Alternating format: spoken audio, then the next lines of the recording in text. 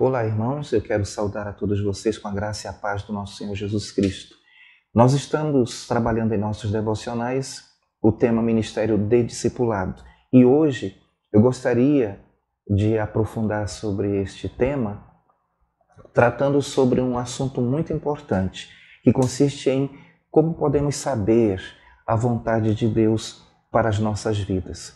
Eu gostaria de iniciar fazendo uma citação de um famoso pastor que disse que o sucesso de uma pessoa consiste em buscar o que Deus quer que essa pessoa faça e então realizá-lo.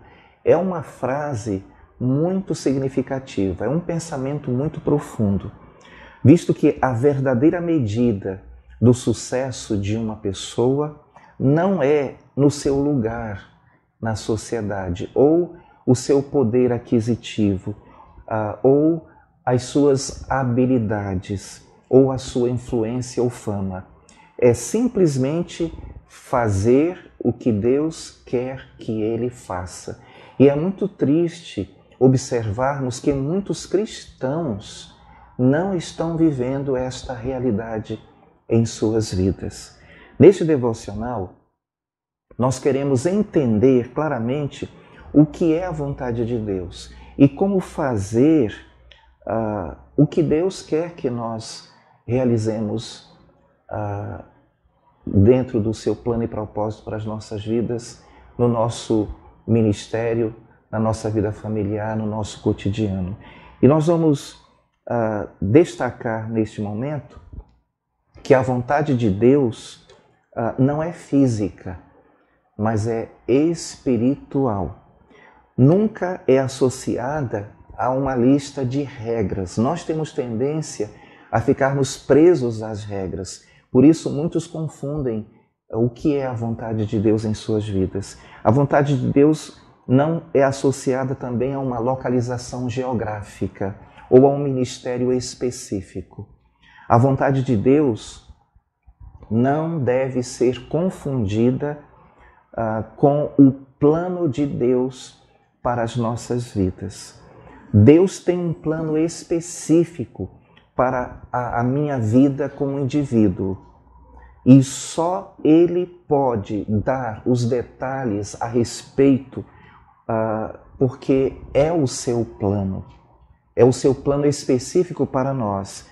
E Ele não tem um plano qualquer, como se fosse de um homem.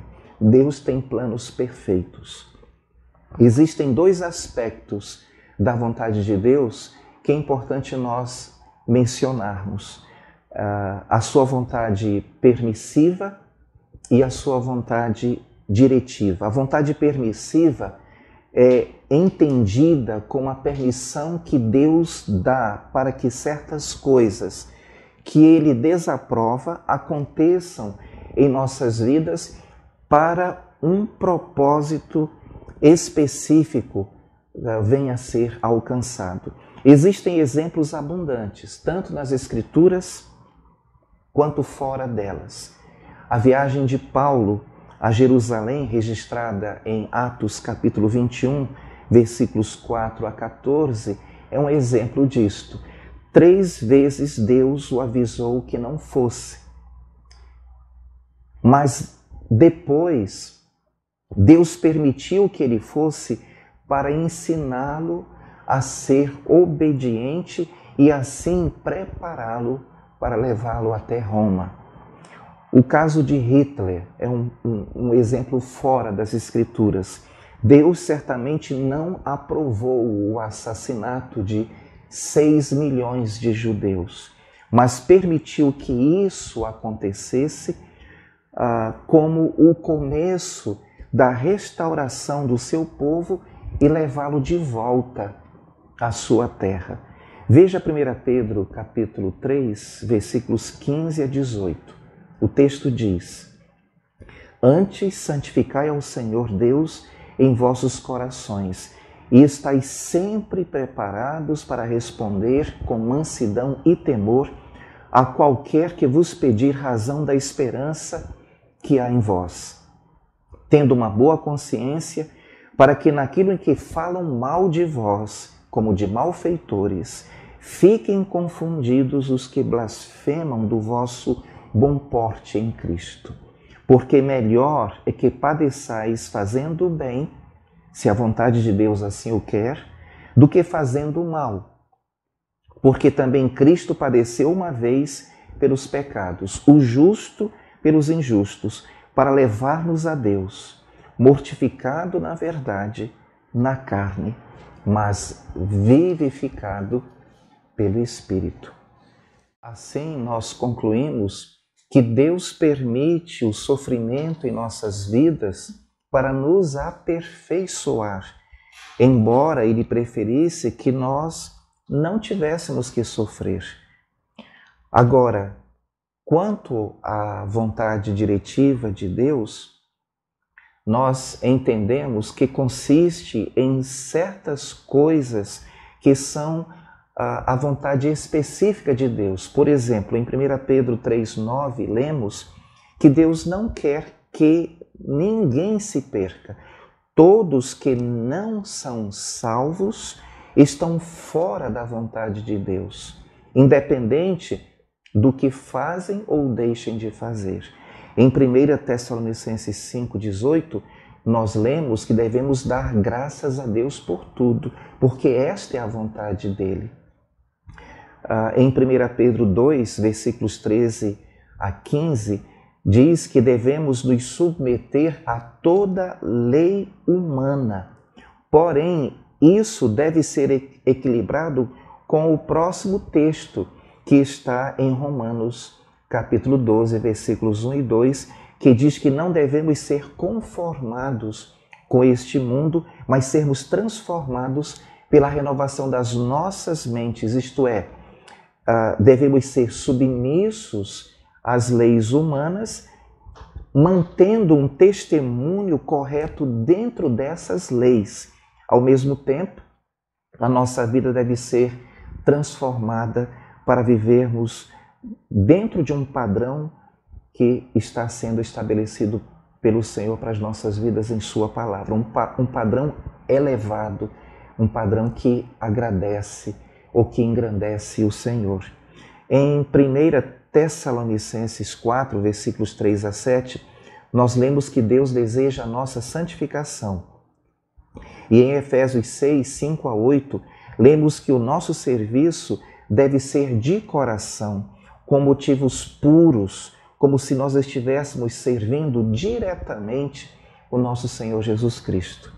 E em Efésios 5, 15 a 17, somos exortados a remir o tempo.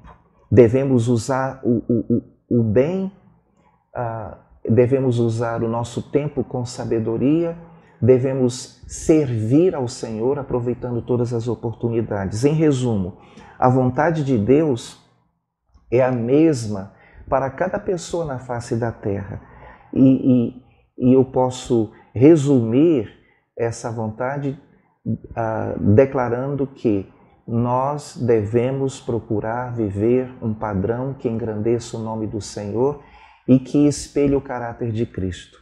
Romanos 8, versículos 28 e 29 diz: E sabemos que todas as coisas contribuem juntamente para o bem daqueles que amam a Deus, daqueles que são chamados segundo o seu propósito. Porque os que dantes conheceu, também os predestinou para serem conformes à imagem de seu Filho, a fim de que ele seja o primogênito entre muitos irmãos. Portanto, a vontade de Deus é que sejamos parecidos com Cristo.